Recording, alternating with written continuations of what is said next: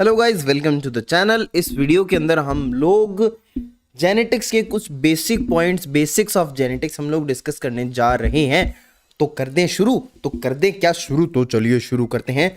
सबसे पहले मैं न्यूक्लिक एसिड्स के बारे में बात करूंगा। इसमें मैं आपको क्रोमोसोम के बारे में बताऊंगा आगे जाके, और भी काफ़ी सारे पॉइंट्स आएंगे यहाँ पर। देखो, अगर हम बात करें न्यूक्लिक एसिड की तो हमारे पास दो न्यूक्लिक एसिड्स हैं, एक तो डीएनए और दूसरा आरएनए।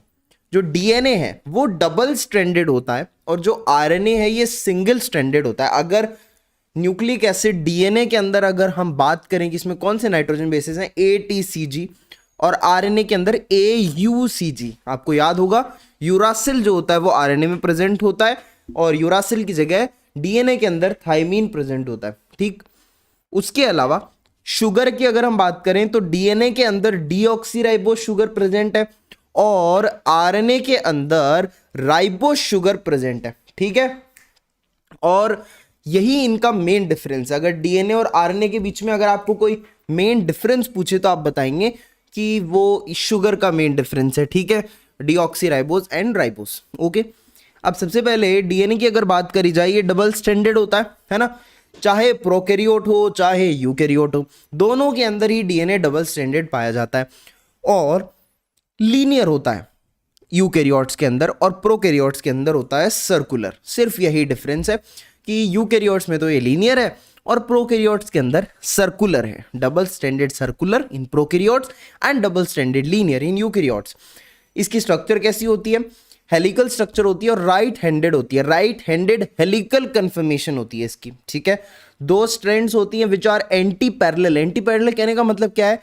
एक 5' to 3' इधर है, फिर जो दूसरा वाला स्ट्रैंड है वो उसके जस्ट अपोजिट डायरेक्शन में। एंटी पैरेलल दो स्ट्रैंड्स प्रेजेंट होते हैं। ठीक है, एक आता है चारगाफ्स रूल। क्या होता है चारगाफ रूल? ये आपको बताता है कि number of purine is equal to number of pyrimidine. यानी देखो, ए जितना ए का अमाउंट होगा उतना टी का होगा, जितना जी का होगा उतना सी का होगा। इसका ऐसे भी लिख सकते हैं, A plus G is equals to T plus C. तो ये चारगाफ्स रूल होता है। ठीक है, अगर हम बात करें कि डीएनए कितने टाइप का होता है, ये देखो बेसिकली मैंने यहाँ पे लिख दिया है कि बी डीएनए, ए डीएनए, जेड डीएनए, ये 3 टाइप का डीएनए। ठीक है, इनमें से भी most stable form of DNA है बी डीएनए। बी डीएनए सबसे ज्यादा स्टेबल होता है। और अगर ए डीएनए की बात करें, it is present in RNA DNA duplex. तो आरएनए डीएनए का डुप्लेक्स होता है, वहां पर ए डीएनए प्रेजेंट होता है। ठीक है, और Z DNA has zigzag backbone. ठीक है, जेड डीएनए की विशेषता जिगजैग बैकबोन प्रेजेंट होती है इसमें। अगर हम टर्न्स की बात करें, कितने बेस पेयर हैं पर टर्न, तो देखिए बी डीएनए के अंदर 10 बेस पेयर पर turn, 11 and here 12 in Z DNA. ठीक है जी, अगर इनके कंफर्मेशन की बात करी जाए, है ना, तो ये दोनों तो राइट हैंडेड है और सिर्फ ये लेफ्ट हैंडेड है। ठीक है, तो B DNA and A DNA are right handed, only Z DNA is left handed. Okay, next कहां पर प्रेजेंट होता है? तो B DNA is present in low salt concentration and hydrated environment, और ए डीएनए प्रेजेंट होता है high salt concentration और dehydrated environment में। ठीक है, और ये जेड डीएनए कहां प्रेजेंट होता है? It is found in area where purines alternate with pyrimidines, है ना।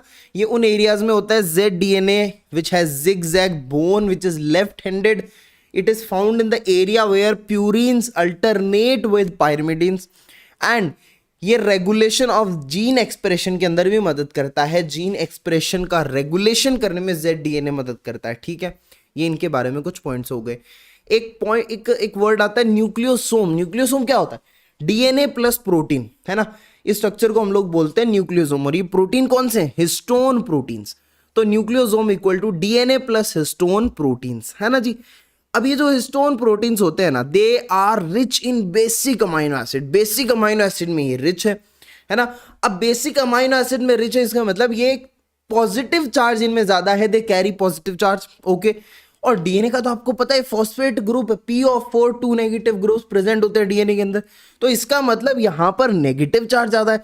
तो आप देख पा रहे हो ना, नेगेटिव और इधर पॉजिटिव, अरे अपोजिट तो एक दूसरे को अट्रैक्ट करते हैं, एक दूसरे के पास आते हैं, मिलन होता है उनका।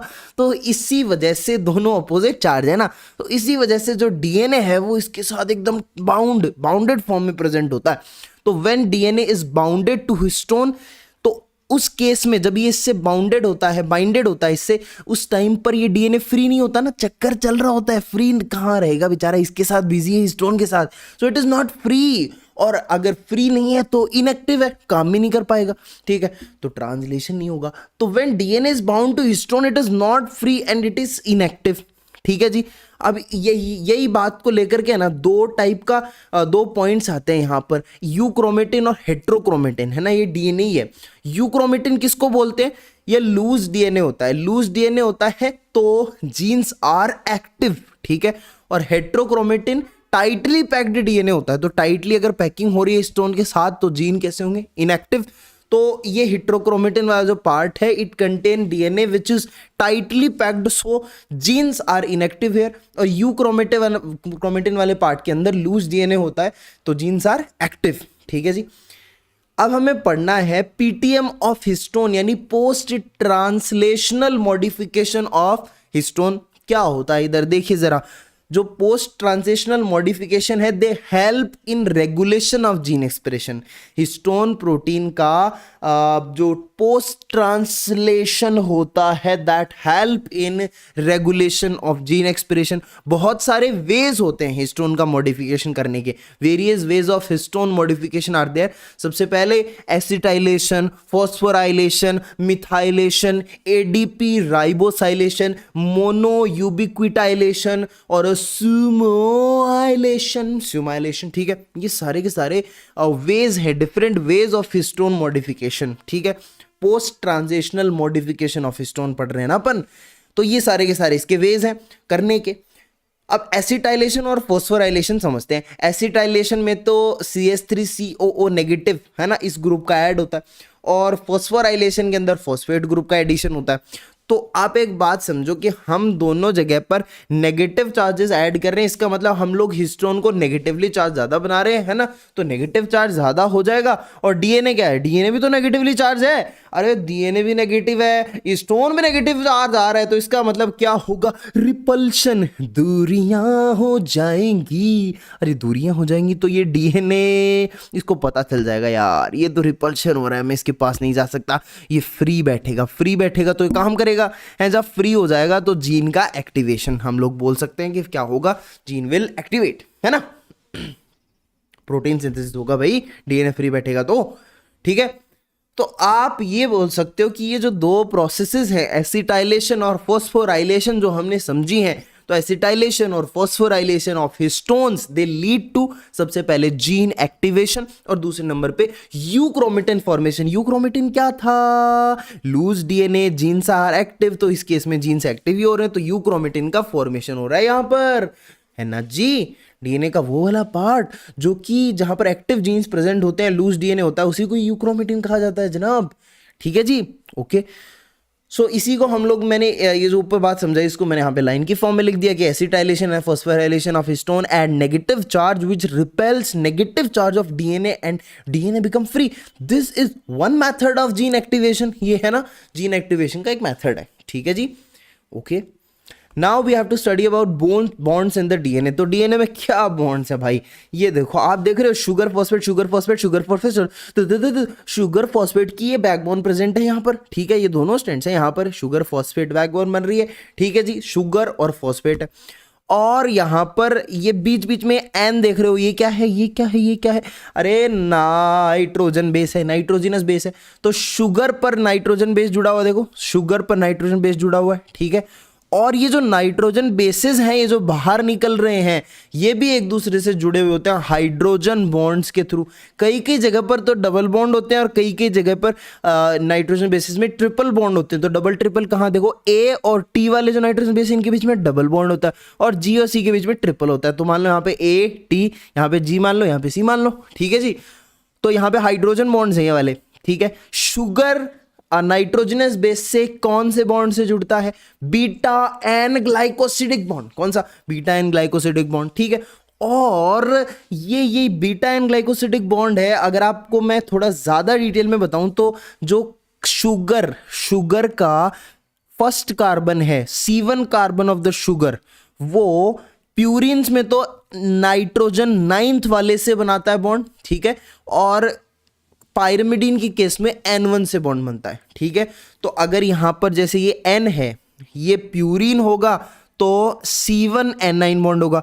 अगर ये N जो है ये पायरिमिडीन होगा तो C1N1 बॉन्ड रहेगा, ठीक है जी। ये बीटा N ग्लाइकोसिडिक बॉन्ड हो गया। और उसके अलावा एक टाइप का बॉन्ड और दिख रहा है जो शुगर और फॉस्फेट के बीच में है, ये है 3-5 फॉस्फोडाइएस्टर बॉन्ड, है ना जी। और एक बात बताऊं क्या, अरे बता दे भाई, मत कर, बता जल्दी। ये दोनों के दोनों बॉन्ड्स है ना, ये कोवेलेंट नेचर के होते हैं, कोवेलेंट बॉन्ड्स होते हैं, ठीक है। काफी स्ट्रॉन्ग बॉन्ड्स है, कोवेलेंट बॉन्ड्स है, ठीक है जी।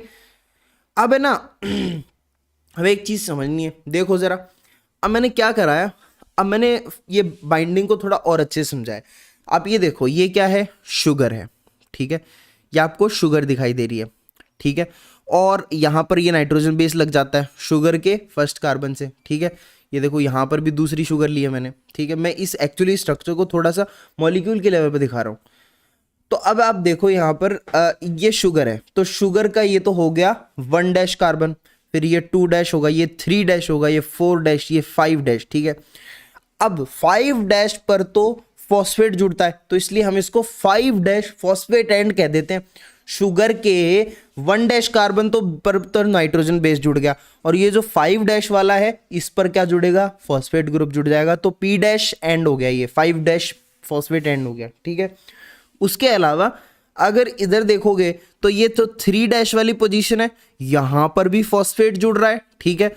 और अब दूसरी वाली जो शुगर है इसके 5 से ही फॉस्फेट जुड़ रहा है, तो कुल मिला के फॉस्फेट बीच में से नहीं आ गया, एकदम दोनों के बीच में आ गया, ठीक है। शुगर फिर फॉस्फेट फिर शुगर, तो यहां पर जो बॉन्ड प्रेजेंट है शुगर फॉस्फेट के बीच में, इट इज फॉस्फोडाइएस्टर बॉन्ड। कौन सा बॉन्ड है यहाँ पे, फॉस्फोडाइएस्टर बॉन्ड है, यही तो है। ये देखो, ये 3 हो गया और ये हो गया 5, तो इसीलिए तो हमने बोला था 5-3 या 3-5 फॉस्फोडाइएस्टर बॉन्ड, इसीलिए तो हमने बोला था, क्योंकि 3 और 5 इन्वॉल्व थे यहाँ पर। उसके अलावा और क्या देखने की चीज है, इधर वाला एंड जैसे यहाँ से स्टार्ट ही हुआ है, यहाँ से इनकमिंग न्यूक्लियोटाइड, ऐसे न्यूक्लियोटाइड जुड़ते जा रहे हैं, ये वाला जो एंड है ये हम लोग बोलेंगे 3 एंड, 3-OH एंड हो गया। यहाँ पर आकर के और न्यूक्लियोटाइड जुड़ते जाएंगे, इस तरीके से एस चेन बढ़ती जाएगी। तो हम लोग ये देख पा रहे हैं यहाँ पर कि इधर की साइड तो ये 5 एंड है, ठीक है, और इधर की साइड ये 3-OH एंड बन रहा है ना। यहाँ पर रिएक्शन और चलेगी, OH है ना, तो फ्री है, यहाँ पर और रिएक्शन हो सकती है, तो ऐसे करके चेन बढ़ती जाएगी। तो कुल मिला के तो नए स्ट्रैंड का सिंथेसिस 5 to 3 इस डायरेक्शन में हो रहा है। This is direction of new strand synthesis in DNA strand का नया सिंथेसिस की डायरेक्शन है 5 to 3, ठीक है, 5 to 3। और पेरेंटल स्ट्रैंड किधर है, पेरेंटल स्ट्रैंड की डायरेक्शन है इससे अपोजिट 5 to 3, ठीक है। सो ये नया स्ट्रैंड कुछ इस तरीके से बनता है अपोजिट डायरेक्शन में, ठीक है। उसके अलावा let me ask you question, अगर मैं आपसे पूछूं कि जैसे ये 5 एंड है, ये 3 एंड है, कुछ इस तरीके से सिंथेसिस हो रहा है, यहाँ पर A लगा है, फिर यहाँ पर लास्ट में G लगा है, ठीक है। मतलब पहले तो एडेनिन लग गया, फिर उसके बाद में गुआनिन लगा। नाइट्रोजन बेस जुड़ते जाते हैं ना, ऐसे शुगर फॉस्फेट की बैकबोन बनी, और फिर शुगर पे इस तरीके से नाइट्रोजन बेसिस जुड़ते जाते हैं। तो मैंने बोला ये 5 है, ये 3 है, तो कुछ इधर की तरफ यहाँ पर तो G जुड़ा हुआ है और यहाँ पर है A। तो आप मेरे को ये बता दो कि रिप्रेजेंट करने का, लिखने का सही तरीका क्या है, 5-AG 3-GA 5, या फिर बोथ, दोनों तरीके सही हैं। तो मैं कहूँगा दोनों तरीके सही हैं। अच्छा, क्यों, इसका रीजन बताता हूँ मैं आपको। देखो 5 ये चीज क्या शो कर रही है, 5 पर A है, 5 पर A है, बिल्कुल है। 3 पर G है, क्या 3 पर G है, बिल्कुल है। दूसरा क्या रिप्रेजेंट कर रहा है, 3 पर G है, 3 पर G है। A 5 पर है, बिल्कुल। अरे बात तो एक ही है ना, इन्होंने थोड़ा सा मिक्सअप करके लिख दिया, लेकिन कहने का मतलब सेम हो रहा है। समझ रहे हो मेरी बात को। और इन्होंने अब देखो, एक और क्वेश्चन पूछता हूं, ये यहां पर कंफ्यूजन हो गया आपको। Which is correct, AG-GA both. अगर डायरेक्शन स्पेसिफाई नहीं करी है इन्होंने, नॉर्मली ऐसा लिख दिया है, तो अब मेरे को आंसर बताओ। तो अब इस केस में आंसर आएगा AG, ये वाला GA गलत हो जाएगा। क्यों गलत होगा, क्योंकि if direction is not given then left A, जैसे AG लिखा हुआ है ना, तो हम ऐसा मानेंगे ऑटोमेटिकली कि ये जो ए है, ये जो लेफ्ट वाला है, ये तो 5 डैश पर है, और ये जो जी है ये है 3 डैश पर, हम लोग ऑटोमेटिकली मानेंगे। ठीक है, तो अगर डायरेक्शन नहीं दी गई होगी तो अगर जी ए को इस तरीके से लिखोगे तो ये लेफ्ट में जी है, तो इसका मतलब जी 5 डैश पे होना चाहिए और ए किस पे होना चाहिए, 3 डैश पे होना चाहिए। क्या ऐसा है? ए तो 5 डैश पर है, तो इसका मतलब ये तो रिप्रेजेंटेशन गलत हो गया। तो जब आपको डायरेक्शन जैसे इस तरीके से दी जाए तब तो आप देख सकते हो उस अकॉर्डिंग, और नहीं दी जाए तो आपको लेफ्ट वाले को 5 डैश मान लेना है, राइट वाले को 3 डैश मान लेना, और इस तरीके से आप आंसर देंगे। अब बात करते हैं न्यूक्लियसेस की। काफी इंपॉर्टेंट एंजाइम्स होते हैं न्यूक्लियसेस की। अगर हम बात करें ये क्या करते हैं, they break covalent bond present in nucleic acid. Nucleic acid के अंदर ये लोग क्या करते हैं, कोवेलेंट बॉन्ड जो होता है उसको तोड़ते हैं। न्यूक्लियसेस का EC number, enzyme commission number होता है 3, यानी हाइड्रोलेजेस वाली कैटेगरी के अंदर आते हैं। So if we talk about the types of nucleases, दो होते हैं, एक्सो और एंडोन्यूक्लियसेस। एंडोन्यूक्लियस को हम लोग एक्सी न्यूक्लियस भी कहते हैं। एक्सोन्यूक्लियस होते हैं ये कटिंग करते हैं फ्रॉम साइड्स। ये भी दो टाइप के हैं, 5 डैश 3 डैश एक्सोन्यूक्लियस, और एक 3 डैश 5 डैश। मतलब 5 डैश से स्टार्ट करेंगे और 3 डैश की तरफ बढ़ेंगे, 3 डैश से कट करेंगे पहले, फिर 5 डैश की तरफ बढ़ेंगे। तो ये दो टाइप के एक्सोन्यूक्लियस हो गए। उसके बाद एंडोन्यूक्लियस हैं, ये क्या करते हैं, दे कट एनीवेयर इन बिटवीन, कहीं भी काट देते हैं, बिटवीन से काटते हैं लेकिन बीच में से काटते हैं चेन को। स्पेशल टाइप के एंडोन्यूक्लियस हमारे पास जो काफी इंपॉर्टेंट जो हमने सुने हुए हैं, restriction endonuclease, they cut at a specific site, और उन स्पेसिफिक साइट को हम लोग बोलते हैं पैलिंड्रॉन्स। अब बुक्स में हम लोग है ना ऐसा एग्जाम्पल पढ़ते हैं, रेफर, REFER, मतलब दोनों तरफ से आप पढ़ रहे हो ना, आगे से पीछे, पीछे से आगे, तो आपको सेम ही मतलब मिल रहा है। तो पैलिंड्रोमिक सीक्वेंस होता तो कुछ इस तरीके से होता है, लेकिन यार इस तरीके से डिफाइन करना एक तरीके से गलत हो जाता है। देखो अगर आपने ऐसा याद कर रहा हो कि पैलिंड्रोमिक सीक्वेंस कुछ ऐसा होता है, आगे से पीछे, पीछे से आगे रीड करोगे तो सेम आएगा, तो आप गलती करोगे कहाँ पर। देखो मैं यहाँ पे क्वेश्चन पूछता हूँ, आइडेंटिफाई पैलिंड्रोन, तो आइडेंटिफाई करो GGCC, GACC और TATT। तो आप बोलोगे यार ये तो नहीं है, ये तो काफी डिफरेंट सा लग रहा है। ये देखो GGCC CCGG, तो जब चलो TAAT, तो आप सोचोगे भैया यार ये तो सही है, हाँ ये पैलिंड्रोमिक सीक्वेंस सबसे सटीक आपको आंसर यही लग रहा है, लेकिन पता है इसको पहले काट देना, क्योंकि ये ही गलत आंसर है। क्योंकि पैलिंड्रोन जो होता है यहाँ पर आंसर ये वाला होगा, ठीक है, दिस इज नॉट आंसर। क्यों, मैं बताता हूँ। देखो तुमने लिखा TAAT है ना, तो अब तुमने ये 5 डैश टू 3 डैश लिख दिया, TAAT है, ठीक है। अब आपको पता होगा दूसरा स्ट्रैंड भी होता है 5 dash to 3 dash, antiparallel strand होता है। अब आप इसके कॉम्प्लीमेंट्री जब आप यहाँ पे नाइट्रोजन बेसिस लिखोगे, जैसे T के कॉम्प्लीमेंट्री A के T, A के T, T के A, तो अब आप लिखोगे तो देखो TAAT पढ़ो, TAAT आ रहा है। अब उल्टा करके पढ़ोगे तो क्या आएगा, ATTA, डिफरेंट हो गया ना, सीक्वेंस इज नॉट सेम, तो दैट्स वाई ये पैलिंड्रोन नहीं है, पैलिंड्रोन ये है GGCC। अब इसको उल्टा भी करके देखोगे तो GGCC ही आएगा, GGCC। अब कॉम्प्लीमेंट्री देखो 5 डैश 3 डैश 3 डैश 5 डैश, देखो C का G, C का GCC, तो GGCC GGCC ये है। तो आप अल्फाबेट के हिसाब से ये वर्ड के हिसाब से मत देखना, कई बार गड़बड़ हो जाती है, ठीक है। आपको इस तरीके से ये बना के देखना है ना।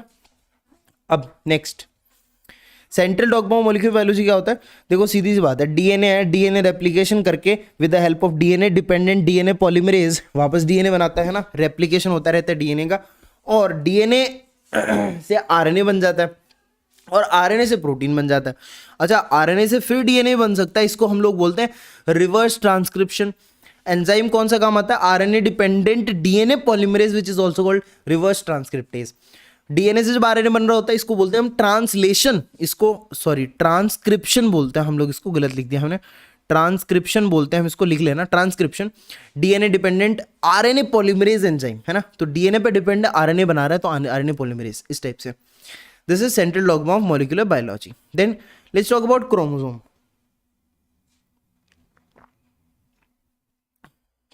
देखो ये बात करना है हैप्लॉइड स्टेट और डिप्लॉइड स्टेट की। हैप्लॉइड का मतलब होता है N, डिप्लॉइड का मतलब होता है 2N। इसको समझते हैं, दो स्टेट्स होती हैं, एक तो हैप्लॉइड स्टेट होती है क्रोमोसोम में, एक होती है डिप्लॉइड स्टेट, ठीक है। तो haploid state is present in the germ cell, क्या होता है यहाँ पर ओनली 23 क्रोमोसोम्स प्रेजेंट होते हैं, ठीक है, 23 क्रोमोसोम प्रेजेंट होते हैं, इनमें से 22 तो ऑटोसोम्स होते हैं और एक सेक्स क्रोमोसोम होता है। और अगर बात करोगे डिप्लॉइड स्टेट की तो ये सोमेटिक सेल्स में पाई जाती है, सोमेटिक सेल्स में डिप्लॉइड स्टेज पाई जाती है।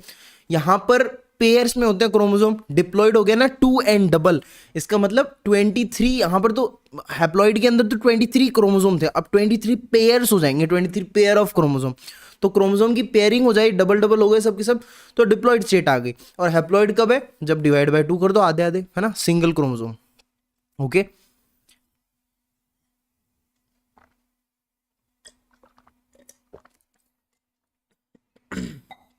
अब आप देखो हमारे पास ये होमोलोगस क्रोमोसोम का पेयर है। मैंने क्या बोल दिया, होमोलोगस क्रोमोसोम क्या होता है, देखो यहाँ पर हमारे पास 2 क्रोमोसोम है, एक तो फादर की साइड से, एक मदर की साइड से, ये pair of chromosome derive from father side and mother side, ठीक है।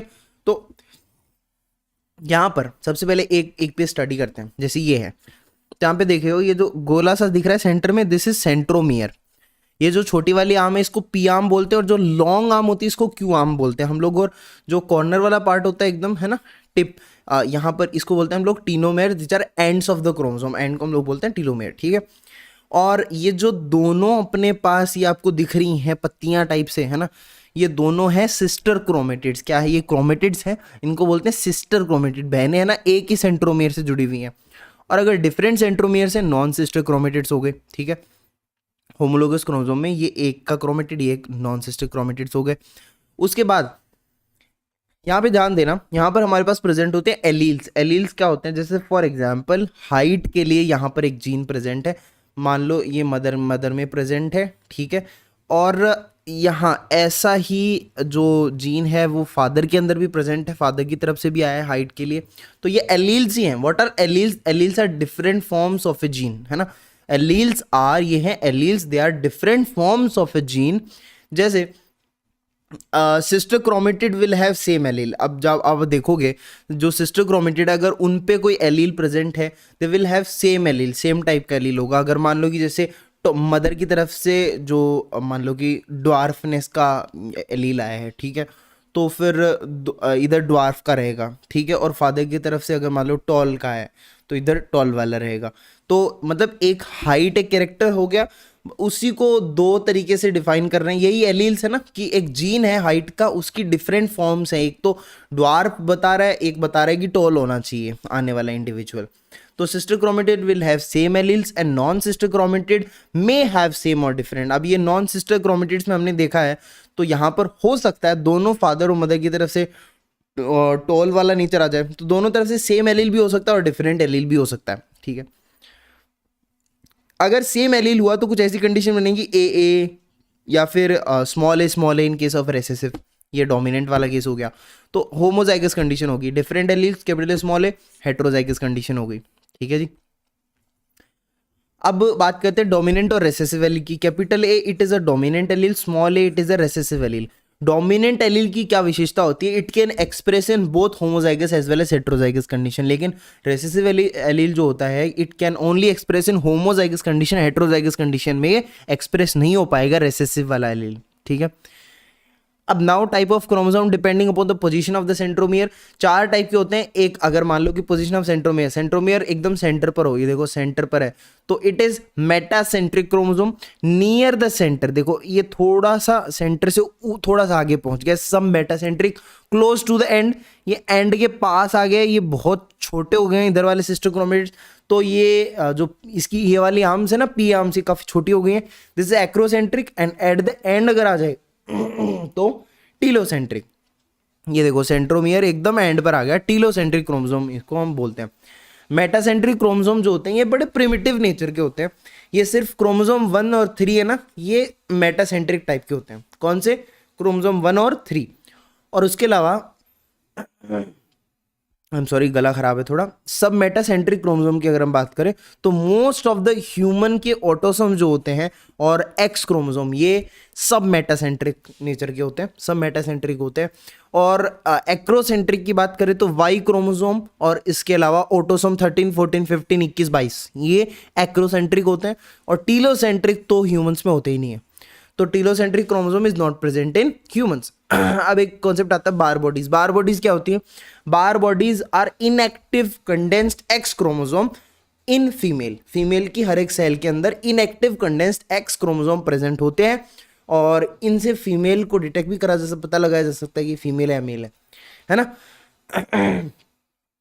तो नंबर ऑफ बॉडीज कैलकुलेट करने के लिए हमारे पास एक फॉर्मूला है, number of Barr bodies equal to number of X chromosome -1। कितने एक्स क्रोमोसोम है? -1 कर दो। जैसे मान लो कि अब देखो फीमेल में, देखो नॉर्मल फीमेल की अगर आप बात करोगे तो यहाँ पर XX जीनोटाइप होता है इसका, 2 एक्स क्रोमोसोम है तो 2 - 1 कितना हुआ? 1। इसका मतलब नॉर्मल फीमेल के अंदर एक बार बॉडी होती है। और अगर आप मेल की बात करोगे तो मेल के अंदर XY क्रोमोसोम है, जीनोटाइप XY हो गया ना, तो यहाँ पर एक एक्स क्रोमोसोम है तो 1 - 1 कितना हुआ? 0। तो मेल के अंदर तो बार बॉडीज नहीं होती है, फीमेल के अंदर बार बॉडीज होती हैं, एक होती है, ठीक है। अब कुछ सिंड्रोम्स की बात कर रहे हैं, जैसे कुछ मेल्स में क्लाइनफिल्टर सिंड्रोम जिनको होता है ना, तो क्लाइनफिल्टर सिंड्रोम के अंदर क्या होता है कि एक एक्स क्रोमोसोम और बढ़ जाता है, XXY। पढ़ेंगे इन सब चीज़ों को, जेनेटिक डिसऑर्डर को नेक्स्ट वीडियो में। XXY, तो यहाँ पर 2 एक्स क्रोमोसोम आ गए तो 2 - 1 = 1, यानी एक बार बॉडी प्रेजेंट है। सुपर फीमेल के अंदर यानी फीमेल जिनको ये डिसऑर्डर हो जाए, यहाँ पे ये ट्राइसोमी होगी XXX, ठीक है। तो 2 बार बॉडीज प्रेजेंट है। टर्नर सिंड्रोम के केस में XO, एक एक्स गायब हो जाता है तो X - X 0, तो फीमेल में 0 भी हो सकता है in case of Turner syndrome. और सुपर फीमेल के अंदर 2 होती हैं बार बॉडीज, मेल में 0 होती है, क्लाइनफिल्टर सिंड्रोम वाले मेल के अंदर 1 होती है। एक थ्योरी होती है 1 जीन 1 प्रोटीन थ्योरी। क्या है ये? इट स्टेट्स दैट कि एक जीन होता है ना, वो एक प्रोटीन बनाता है, लेकिन ह्यूमंस के अंदर 20,000 जीन्स होते हैं और प्रोटीन्स कितने बनते हैं उनसे? 2.5 लाख बनते हैं, 2.5 लाख प्रोटीन्स बनते हैं। तो सोचो यार, अगर एक जीन से एक प्रोटीन बन रहा होता तो इट वाज नॉट पॉसिबल। तो this theory 1 gene 1 protein theory can not explain this, है ना। तो इसीलिए there are certain exception of this 1 gene 1 protein theory. सबसे पहला है अल्टरनेट स्प्लाइसिंग और दूसरा RNA एडिटिंग, जिसको हम लोग आगे सब्सिक्वेंट वीडियोस के अंदर पढ़ेंगे। तो ये इस वीडियो में हमने पढ़ा, ठीक है। तो मिलते हैं नेक्स्ट वीडियो में विद अ न्यू टॉपिक। इसके अंदर तो हमने बेसिस ऑफ जेनेटिक्स पढ़ लिया है। नेक्स्ट में हम लोग क्या पढ़ेंगे? हम लोग पढ़ेंगे जेनेटिक डिसऑर्डर्स के बारे में। Till then take care, bye bye.